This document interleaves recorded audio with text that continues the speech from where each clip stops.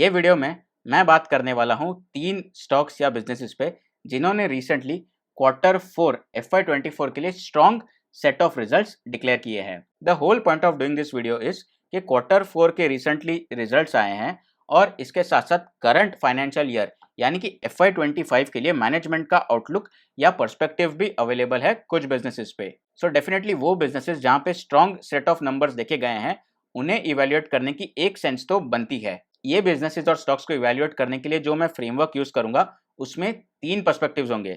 सबसे पहले मैं ये बिजनेसेस या स्टॉक्स को इवैल्यूएट करूंगा स्टेज 2 के लिए।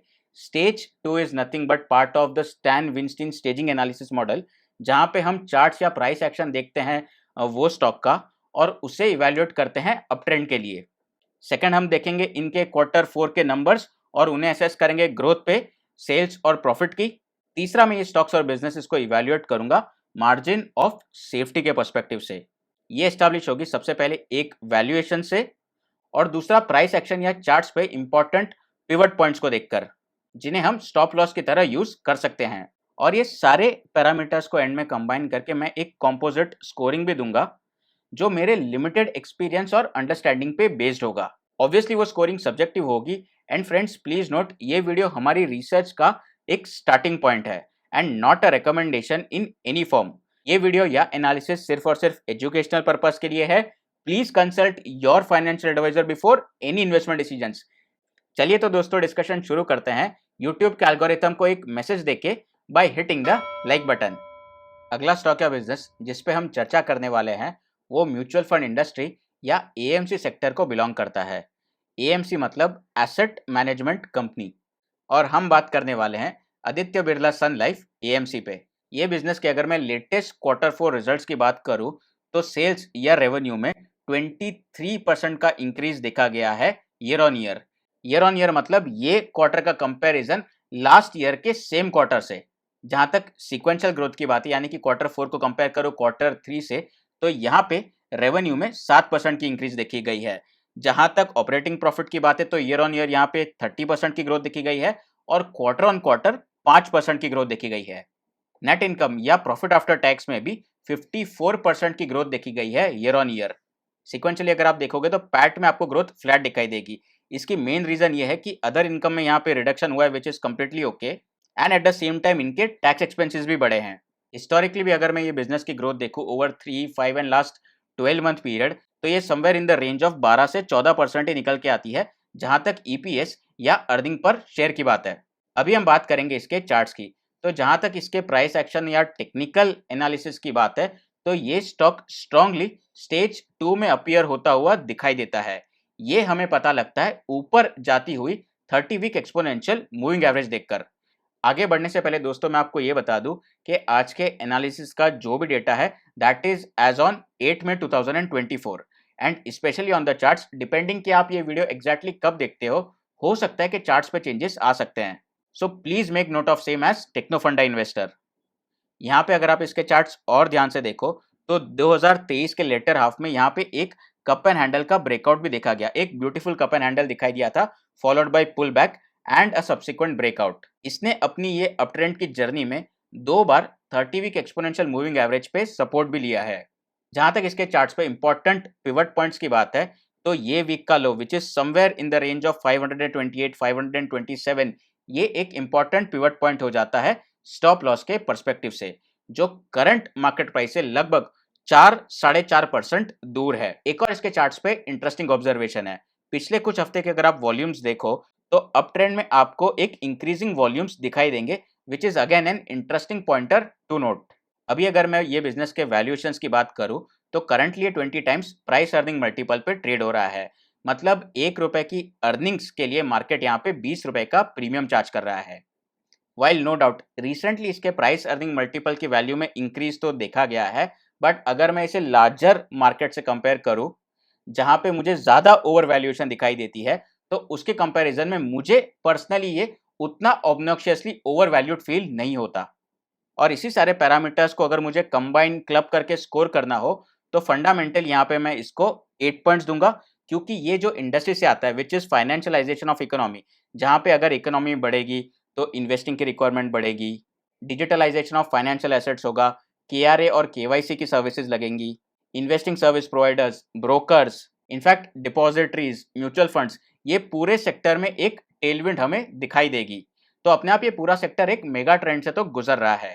सेक्टोरल टेलविंड्स के साथ साथ जहां तक टेक्निकल एनालिसिस की बात है, तो यहाँ पे भी मैं इसे 8 का स्कोर दूंगा इसके प्राइस एक्शन के चार्ट्स पे। और जहां तक यहाँ पे मार्जिन ऑफ सेफ्टी की बात है, तो एक वैल्यूएशन का पर्सपेक्टिव यूज करके और पिवट पॉइंट का पर्सपेक्टिव यूज करके मैं यहाँ पे इसको 9 रेट करूंगा, और ये तीनों का average somewhere in the range of 8.3 निकल के आता है। अभी मैंने आपके सामने चार्ट्स रखे हैं एक इंजीनियरिंग कंपनी के by the name of Elecon engineering. ये कंपनी बेसिकली मैन्युफैक्चर और सेल करती है पावर ट्रांसमिशन और मटेरियल हैंडलिंग के प्रोडक्ट्स। इसके अगर मैं लेटेस्ट क्वार्टर 4 के नंबर्स की बात करूं, तो रेवेन्यू में 33% का इंक्रीज देखा गया है और इबिटा में 46% का इंक्रीज देखा गया है। EBITDA is nothing but earnings before interest, tax, depreciation and amortisation. ये इबिटा बेसिकली किसी भी बिजनेस का कामकाजी मुनाफा होता है। अभी अगर मैं यहाँ पे क्वार्टर 4 के रिजल्ट्स के बाद मैनेजमेंट की गाइडेंस या कमेंट्री पढ़ूं कि वो कितना ग्रोथ एक्सपेक्ट कर रहे हैं आने वाले टाइम में, तो इन्होंने FY25 में 15% की ग्रोथ का गाइडेंस दिया है। हालांकि इन्होंने यहाँ पे थोड़ी सी कॉशियसनेस भी एक्सप्रेस की है, क्योंकि इनकी इंडस्ट्री में करंटली कुछ हेडविंड्स है। सबसे पहले तो रेड सी का इशू, उसके साथ साथ इंडिया में election and other global headwinds. तो इसके चलते यहाँ पे थोड़ी सी कॉशियसनेस एक्सप्रेस हुई है। बट इन जनरल करंटली अभी इंडिया में मैन्युफैक्चरिंग, इंडस्ट्रियल, इंफ्रा, ये सारे सेक्टर्स एक मेगा ट्रेंड से तो गुजर रहे हैं। करंटली अगर मैं इलेक्ट्रॉन इंजीनियरिंग के वैल्यूएशन मल्टीपल्स की बात करूं, तो ये 22 times EV by EBITDA multiple पे ट्रेड हो रहा है। इसके 5 साल का EV by EBITDA multiple somewhere around 8 times है। तो यहाँ पे एक मैसिव री रेटिंग देखी गई है और मार्केट ने इसे रिकॉग्नाइज करके एक प्रीमियम यहाँ पे दिया है। सो क्लियरली ये हिस्टोरिकल वैल्यूएशन के पर्सपेक्टिव से अगर मैं देखूं, तो मार्जिन ऑफ सेफ्टी डेफिनेटली यहाँ पे रिड्यूस तो हुआ है। जहां तक इसके प्राइस एक्शन की बात है, तो करंटली ये स्टॉक स्टेज 2 में है, जो हमें पता लगता है ऊपर जाती हुई 30 वीक एक्सपोनेंशियल मूविंग एवरेज देखकर, विच सिग्निफाइज अप ट्रेंड। 2022 में एक कप एंड हैंडल का ब्रेकआउट देखने के बाद इसने अपनी एक अपवर्ड जर्नी रिज्यूम की थी। इसने ये जर्नी में 2-3 बार अपनी 30 वीक एक्सपोनेंशियल मूविंग एवरेज को टेस्ट भी किया है और करंटली ये इसे वापस टेस्ट कर रहा है, forming a cup and handle pattern. अब ये देखना इंटरेस्टिंग हो जाएगा कि यहाँ से वापस अपवर्ड की जर्नी रिज्यूम होती है या नहीं, या फिर एक ये ब्रेकडाउन दिखाता है।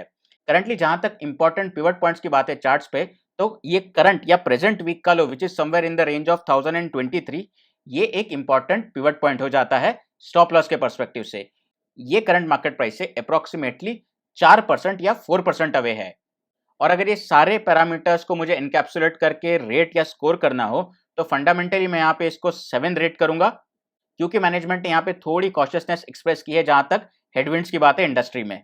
टेक्निकल्स में मैं यहाँ पे इसको 9 रेट करूंगा because of strong stage 2 and currently it is pulling back to 30 week exponential moving average.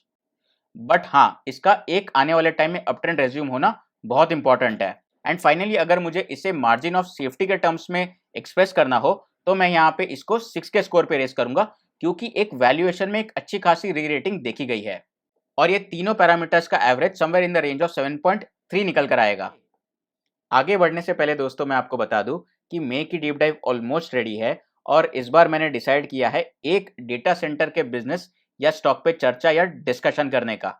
हर महीने हम एक ऐसे ही बिजनेस पे चर्चा करते हैं जो एक मेगा ट्रेंड की इंडस्ट्री या मेगा ट्रेंड से गुजरता है। For example electric vehicles, defence, mining, consumption, renewables. और अभी तक मैंने ऐसे 24 बिजनेसेस या स्टॉक्स कवर किए हैं मेरी डीप डाइव की सीरीज में। ये डीप डाइव्स में रेगुलर बिजनेस के अलावा मैं अपने फ्रेमवर्क्स शेयर करता हूँ, मेरा एक्सपीरियंस और मेरा पर्सपेक्टिव्स ये सब शेयर करता हूँ मेंबर्स के साथ। तो आपको भी ये वीडियोस बहुत काम आ सकते हैं आपकी इंडिपेंडेंट इन्वेस्टिंग की जर्नी में।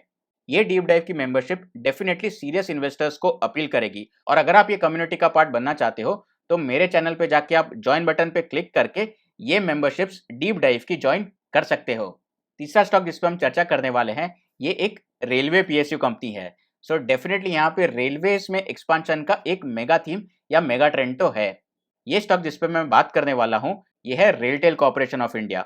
और सबसे पहले अगर मैं यहाँ पे इसके क्वार्टर 4 के नंबर्स या ग्रोथ देखूं, तो रेवेन्यूज में 20% की ग्रोथ देखी गई है, कामकाजी मुनाफे में 19% की ग्रोथ देखी गई है। जहां तक यहाँ पे वैल्यूएशंस की बात है, तो currently 22 times EV by EBITDA multiple पे ट्रेड हो रहा है और पिछले कुछ सालों का इसका average EV by EBITDA multiple 10 times रहा है। तो एलिकॉन की तरह यहाँ पे एक री रेटिंग तो देखी गई है और मार्केट ने इसको रिकॉग्नाइज तो किया है और इसी के चलते प्राइस एक्शन पे भी इसे एनालाइज करना बहुत इंपॉर्टेंट हो जाता है। तो करंटली मैंने आपके सामने इसके चार्ट्स भी रखे हैं। 2023 में एक कप एंड हैंडल के ब्रेकआउट के बाद ये स्टॉक में एक स्ट्रॉन्ग स्टेज 2 देखा गया या अप ट्रेंड देखा गया है, जो हमें पता लगता है ऊपर जाती हुई 30 वीक एक्सपोनेंशियल मूविंग एवरेज देखकर। ये पूरे अप ट्रेंड में वॉल्यूम्स में भी एक स्पाइक देखा गया है और कंसोलिडेशन के दौरान एक ड्राइनेस देखी गई है, which is a positive thing. Currently ये स्टॉक एक नया बेस बनाने की भी चेष्टा कर रहा है। जहां तक इसके चार्ट्स पे इंपॉर्टेंट पिवट पॉइंट्स की बात है, तो पिछले कुछ हफ्ते का लो जो somewhere in the range of 350 है, ये एक इंपॉर्टेंट पिवट पॉइंट हो जाता है स्टॉप लॉस के पर्सपेक्टिव से।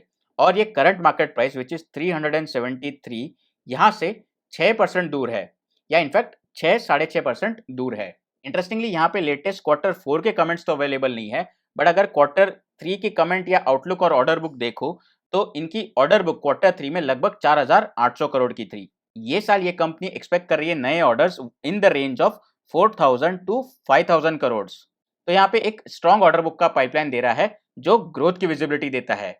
और इन्हीं सारे पैरामीटर्स को ध्यान में रखते हुए अगर मुझे इसे स्कोर करना हो सब्जेक्टिवली, तो फंडामेंटली मैं यहाँ पे इसको 8 का स्कोर दूंगा, क्योंकि यहाँ पे रेलवेज का केपेक्स और रेलवेज में मॉडर्नाइजेशन का एक मेगा ट्रेंड और टेलविंड्स है। टेक्निकली या प्राइस एक्शन के टर्म्स में मैं यहाँ पे इसको 8 रेट करूंगा और मार्जिन ऑफ सेफ्टी के टर्म्स में मैं यहाँ पे इसको 7 रेट करूंगा।